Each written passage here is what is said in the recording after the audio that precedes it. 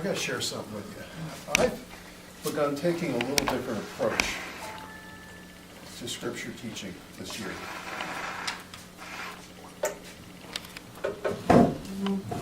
I'm bivocational. Paul was bivocational. Peter, John, and James were bivocational. Could be said Jesus was bivocational. He was carpenter.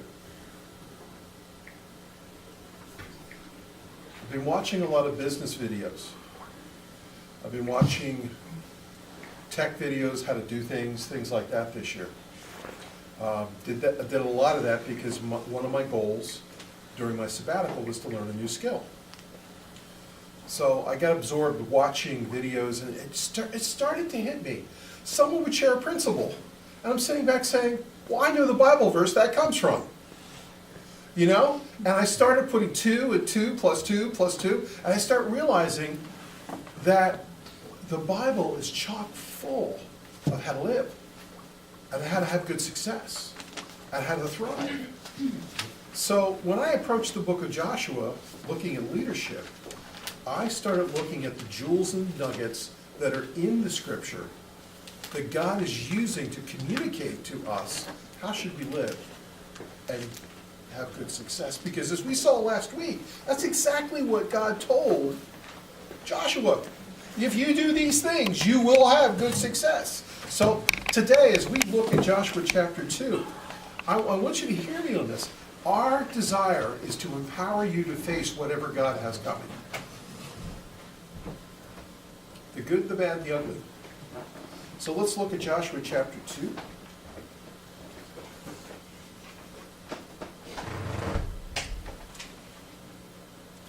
We're going to read the chapter, and then we're going to get into some teaching. Verse 1. Then Joshua the son of Nun sent 2 men as spies secretly from Shittim, saying, go and view the land, especially Jericho. So they went and came to the house of a harlot, whose name was Rahab, and they lodged there. And it was told to the king of Jericho, saying, behold, men from the sons of Israel have come here tonight to search out the land. And the king of Jericho sent word to Rahab, saying, bring out the men who have come to you, and who have entered your house, for they have come to search out the land. But the woman had taken the 2 men and hidden them. She said, yes, the men came to me, but they did not. I do not know where they were from. And it came about when it was time to shut the gate at dark, that the men went out. I do not know where the men went. Pursue them quickly, for you will overtake them. But she had brought them to the roof and hidden them in the stalks of flax, which she had laid in order on the roof. So the men who pursued them on the road to Jordan, to the ford, and as soon as those who were pursuing them had gone out, they shut the gate. Now before they lay down, she came to them on the roof and said to the men, now I know the Lord has given you the land, and that the terror of you has fallen upon us, and that all the inhabitants of the land have melted away before you.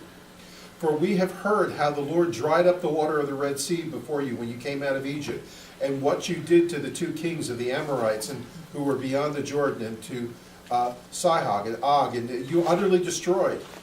And when we heard, all of our hearts melted, and no courage remained in any man any longer because of you. For the Lord your God, He is God of heaven, and above all, above and on the earth besides. Now therefore, please swear to me by the Lord, since I have dealt kindly with you, that you will also deal kindly with my father's household, and give me a pledge of truth, and spare my father and my mother and my brothers and sisters with all those who belong to them, and deliver our lives from death. So the men said to her, for our life for yours, if you do not tell this business of ours. And it shall come about, when the Lord gives us the land, we will deal kindly and faithfully with you. The promise. She let them down a rope through the window, for her house was on the city wall, so she was living on the wall. And she said to them, go to the hill country, so the pursuers will not happen upon you. Hide yourself there for 3 days until the pursuers return. Then afterward you may go your way. And the men said to her, we shall be free from this oath. We shall be free from this oath to you which you have made us swear. Unless we come to the land, you tie a cord of scarlet thread in the window through which you let us down, and gather yourselves into the house, your father, your mother, your brothers, and all your father's household. And it shall come that anyone who goes out of the doors of your house into the street, his blood will be on his own head, and we shall be free. But anyone who is with you in the house, his blood shall be on our head if a hand is laid on him. But if you tell this business of ours, we shall then be free from the oath which you have made us swear. And she said, according to your word, so it be. And she sent them away, and they departed, and she tied the scarlet cord in the window. They departed and came to the hill country, and remained there for 3 days until the pursuers returned. Now the pursuers had sought them all along the road, but they had not found them. And the 2 men returned and came down from the hill country, and crossed over and came to Joshua the son of Nun, and they related to him all that happened to them. And they said to Joshua, surely the Lord has given all the land into our hands. Moreover, all the inhabitants of the land have melted away before us. Let's pray. Father, use this passage to speak to our hearts today. May we glean out of this the nuggets that you want us to learn and embrace and understand. Bless now in your Son's name.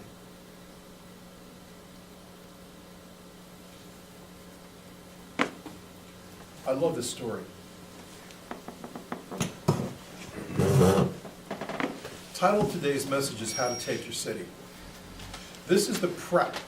This is what went in to before there's always a before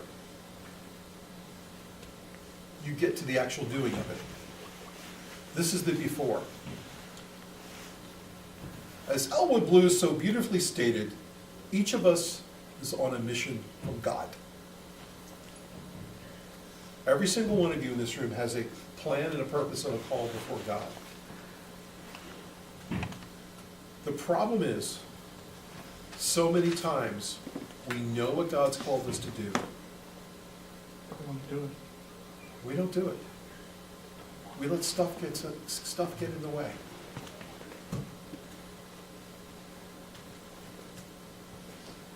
Here's the first thing I want you to see today.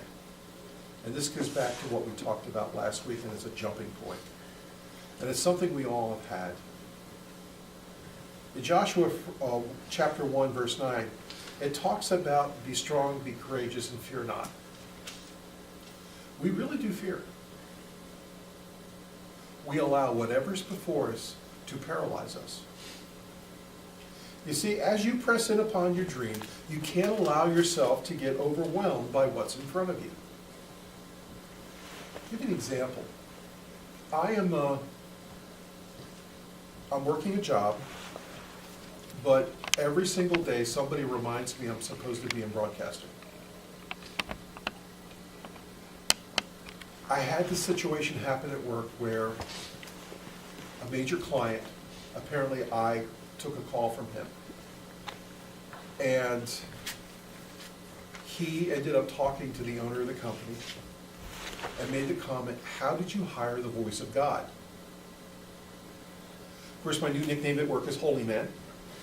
I don't know if that's a slap, an Eddie Murray kind of slap, or a funny term because I'm a pastor. But I had a conversation again twice this week with 2 separate people saying, God's giving you a voice for radio.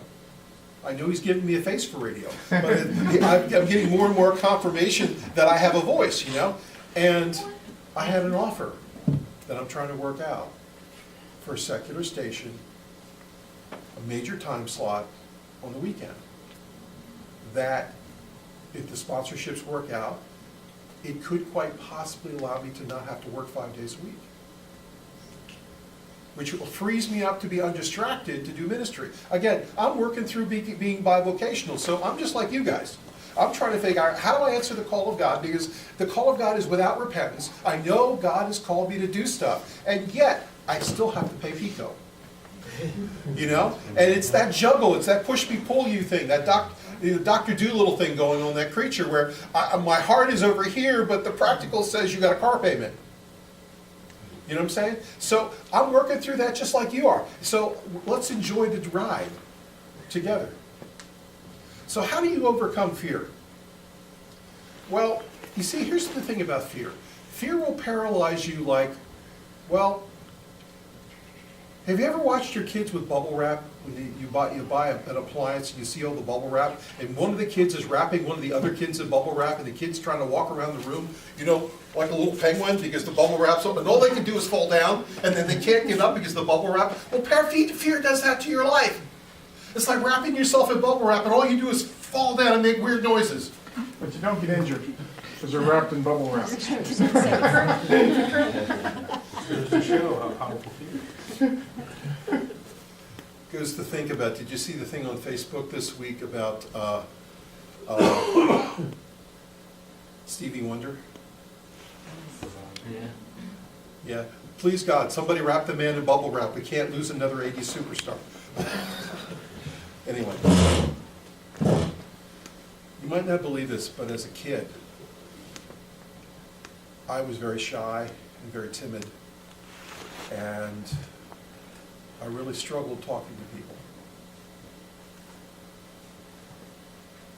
I had a great set of parents who took me to see a lot of music artists because we had a musical family. I had music teachers that would take me places to see musical artists.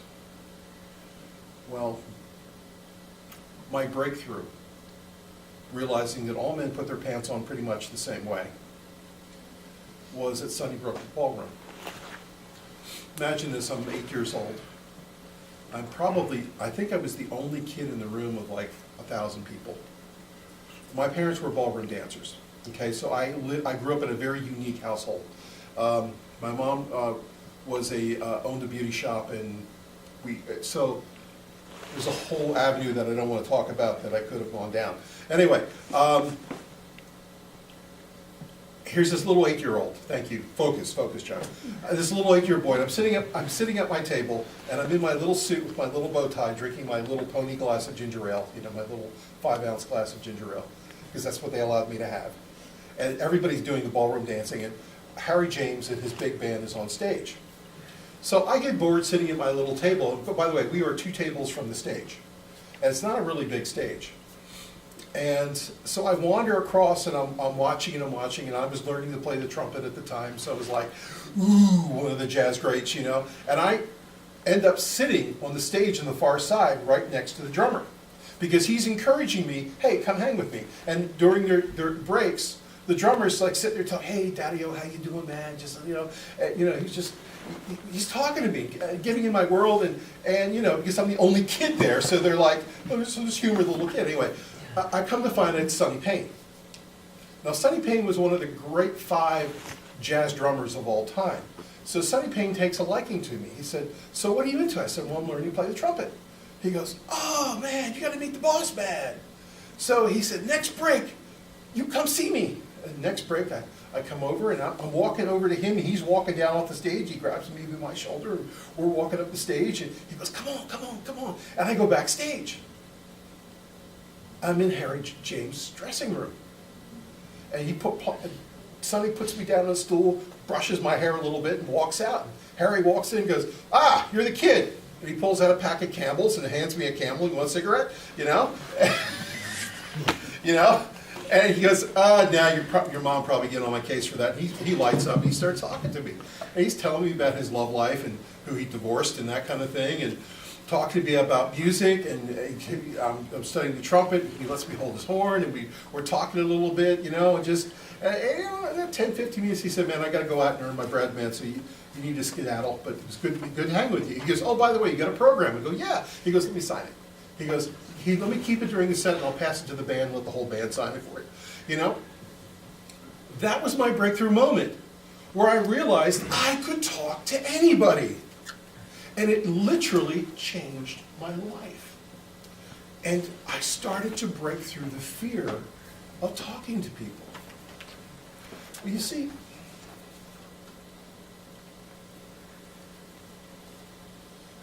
you can either allow fear to overwhelm you, or you could choose to stand your ground and do what you're uncomfortable with and own it. And that's what God's talking to Joshua about. You gotta own it. I've got a plan for you. My intention is for you to thrive. But fear is gonna be your stumbling block. Second point. Now in Joshua chapter 2, I think it's really humorous because you're sitting back saying, Joshua learned something in his 40 years. Now, I am literally 40 years out of high school. So I have this deep appreciation of what 40 years looks like in a man's life. Okay, so as I'm studying this, I'm saying, okay, Joshua's my age, probably-ish, 50-ish. You know, he was a kid when he was, you know, one of those little warrior kids that went along before. Well, the last time that they went to spy out the land, what did they do? They sent a whole bunch of guys. What happens when a whole bunch of guys goes? If one guy's fearful, he will infect all of them. So Joshua just picks what? 2 guys. He said, because last time all these guys came back and 2 of us got it. 2 of us saw it. 2 of us believed. So this time I'm going to find the right 2 and send the right 2. That's what he did. So he learned from Moses' mistake. And you're going to see some pretty amazing things as we go through this. And here's the second thing. And this is where we come to Rahab. When you go to take your city, whatever it is, you got to find an ally. You've got to find somebody who believes in you, who's willing to go the extra mile with you.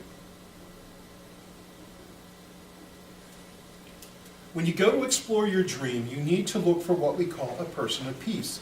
Someone who is on the way of the dream, who can aid you on your journey. Many times, this person or persons are going to benefit from this endeavor you're on. It benefited Rahab. They lived. And by the way, here's the story of Rahab. Rahab was a harlot. She was a prostitute. And historically it says that her family owned a tavern that was like a bed and breakfast. Well, actually more like a brothel. Okay? Do you know in the Gospels, there were 4 women that were praised greatly by God. And one of them was Rahab. One of them was her daughter-in-law Ruth. And there was Bathsheba. And I just drew a blank. Yes. Well, those are the 3 women that are in the genealogy of Jesus. Yes.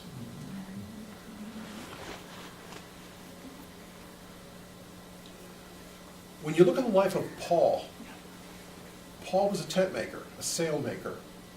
Every single town, he looked for a person of peace, a person he could trade with, do business with. Many times, he set up shop in their shops, doing business with them. And in many cases, those people became believers and became the key foundational people in the churches that he was planting. Listen, in your life, as you are pursuing God, and you're pursuing the dream, you're pursuing the city that God has called you to take, he is going to bring people along the way for you to build relationships with that are not only beneficial for your dream, but also beneficial for the kingdom of God and beneficial for them. You can't do it alone. And you got to see this. You got to see this with whatever you're doing, that there's a plan and a purpose to what God is doing, and he's going to bring people across your path. Point 3. This goes back to the story. God will use anybody, anything, to further his purposes. Now think about that.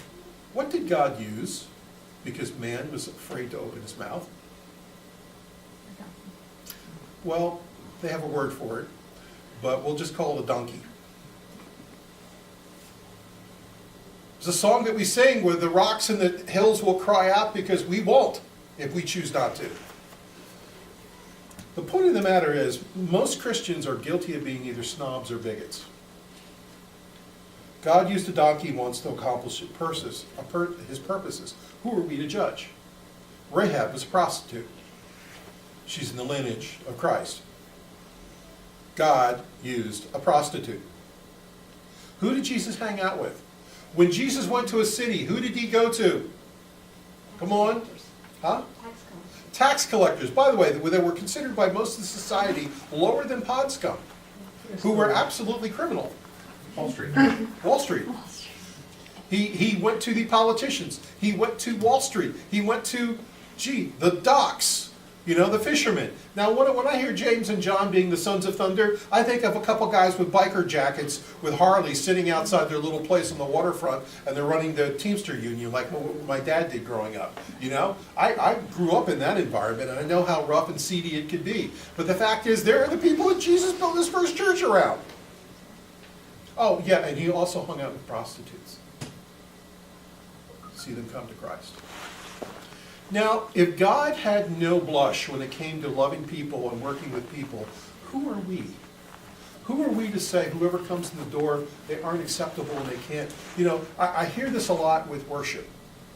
I've been a worship leader for 30-some years in 5 churches. So I'm not talking about this church. I'm talking about history, okay? There are always a group of people in every single church that look down on the worship people saying, you know, you scare us, go back in your little green room before the service and stay there because we just don't want to interact with you, you know, because you're just weird people, you artsy people, you know. I mean, I've been in churches that way, that treated us. George and I have been in a church like that once, where they were like, you know, we would take a secular song, and we would, we would take a secular song, and we would put Christian words to it. The Whole Lotta Lovin' song, remember that? A bunch of them. And we would like occasionally try one out, and there would be the holy hell come from the hurricane section over the right-hand side of stuffy old people in their suit and ties who would say, how could you use that Rolling Stone song? I mean, did you hear the words? You know? I mean, listen, we are guilty. What if these two guys looked at this woman and said, I'll tell you what, they wouldn't have gotten the word that they got from her to take the city.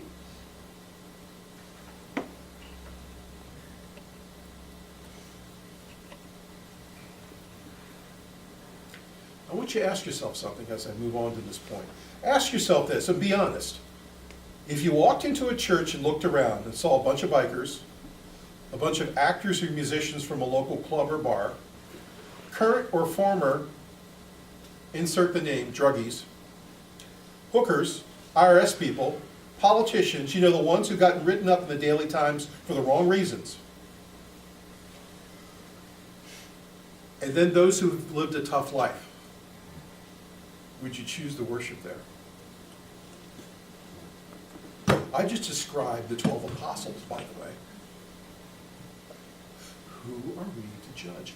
God, as you look for that person in peace, as you're building your career, as you're building your relationships in the community, as you're trying to share Christ, realize that God's going to bring people across your path that might be colorful.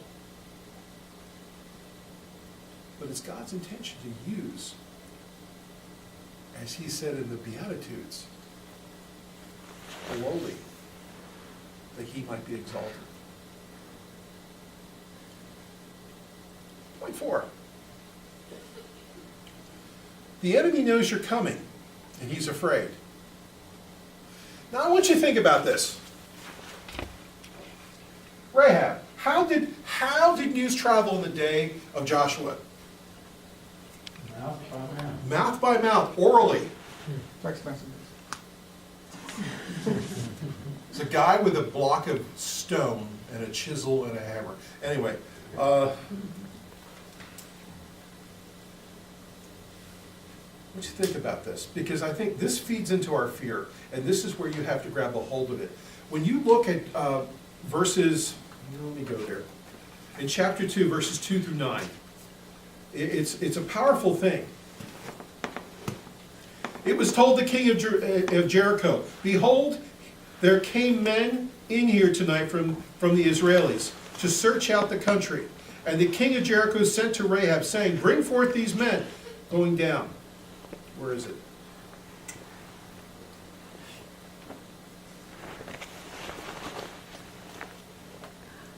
Okay, in verse 9. And she said to the men, I know that the Lord has given you this land, and that your terror has fallen upon us, and that all the inhabitants of the land faint because of you. For we have heard how the Lord dried up the water of the Red Sea for you, and how you came out of Egypt, and what you did to the 2 kings of the Amorites, who were on the east side of the Jordan, whom you utterly destroyed. And when we heard it, our hearts melted. This is stuff that happened 40 years ago. 40 years it's been brewing in the land of Jordan, but the Israelis are coming. These people were scared to death. And you know what? They had people on this side of the Jordan watching these 2 million Jews wandering around like sackcloth and ashes because they didn't believe God. All at the time fearing, are they coming this time? Are they coming this time? Listen, God told them, go spy out the land. It's yours. And what happened? They came back and the people said, oh no, it's too hard, it's too tough. Oh, woe is us. Meanwhile, the enemy over here is shaking in their boots, scared to death, knowing you're coming, and all but quit. And what does Satan do? He creates doubt in your mind, in your heart. Oh, you can't do it. Oh, you don't have what it takes. And the simple matter of the fact is the enemy is shaking in his boots. And you quit.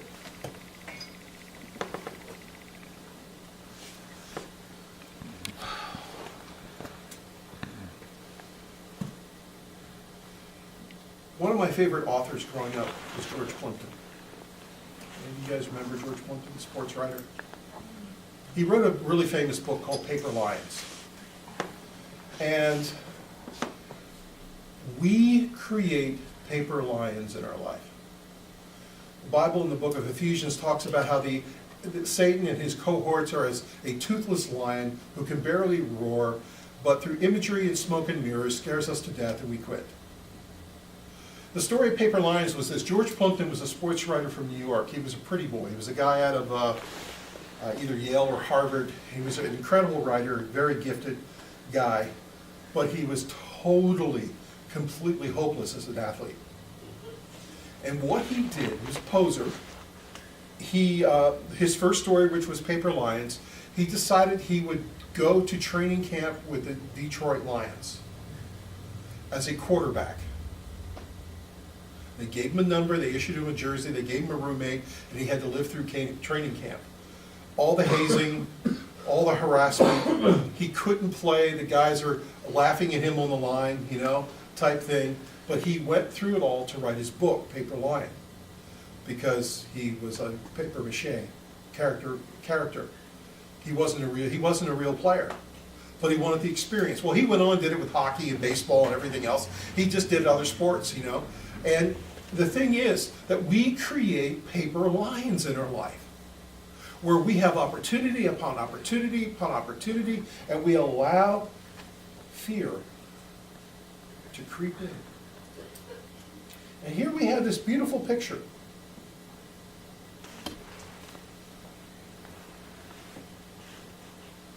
They could have had the land 40 years earlier if they just believed God and took the step of faith.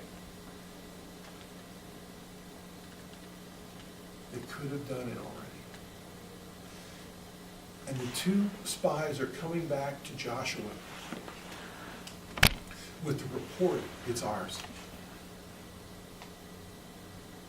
stating what she told them, because the king said it.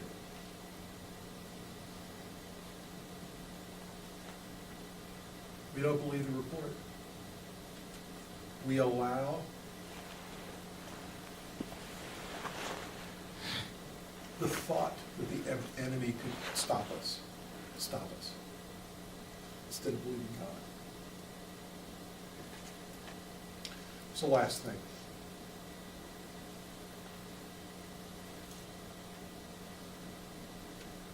God's going to give you favor in all that you do. The story of Rahab. Imagine what happened with this city. The walls fell out, Jericho. Her place was on that wall. And the window that she wrapped the scarlet cord in was on the outside of the wall facing the Israelis. I would not have been surprised that when the walls fell, the entire city wall fell except for her house. How else could that scarlet cord be recognized? It was there. Why? Because she believed God. She knew God was going to bless her household if she did the right thing.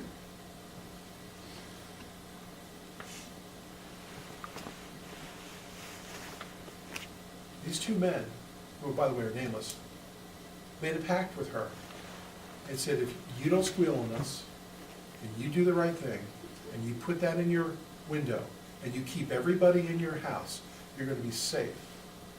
And if anybody touches you, it's on us. We need to be people where our word is our bond. She was blessed because of her relationship with God's people. She did the right thing, and they did the right thing by her. As you go to take your city, as you go to follow your dream, as you go to press in on whatever God has for you to do, the relationships that you make along the way, you need to treat them right. As an old Texan once told me, your word needs to be your bond.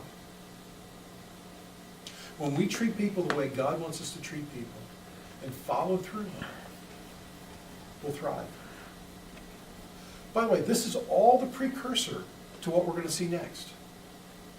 They went in to what? Check out the dream. Is the dream doable? These are the principles that are there, the nuggets, the jewels that are there.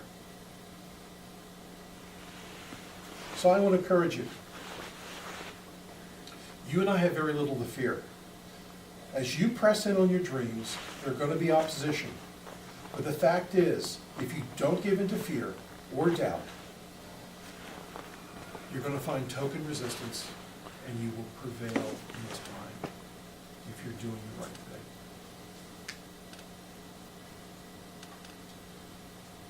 Rahab ended up being one of the most honored women in the Bible. Her daughter-in-law, Boaz, Esther, wow, what a lineage. What a lineage. There's a cool thing about the story of Ruth, the book of Ruth, where you can find her tomb in Iran now. There's a chapel, a synagogue there, where her and her husband are buried. And it's there, Scripture's there. These are real people that lived real lives that transformed the world and affected the world for the kingdom of God. Think about your life. And don't just dream dreams, press into it, lay hold of it, and you're going to see good success. Let's pray. Father, today we just come to you. Lord, we want to be used by you. We want to be blessed by you. And Lord, I know that there's a heavy price to pay many times where we have to do the hard work and carry the heavy load. But Lord, that does not change the fact that you called us. It does not change the fact that you have a plan and purpose. And Father, help our folks today to not quit. Help our folks to not give in to fear. Help us to realize the importance of relationships that you bring into our lives. And help us to be honorable people and treat those relationships and build those relationships for your glory. And Lord, help us to realize that the enemy is already defeated. Lord, help us to thrive. Let's part us now with your blessings in your Son's name.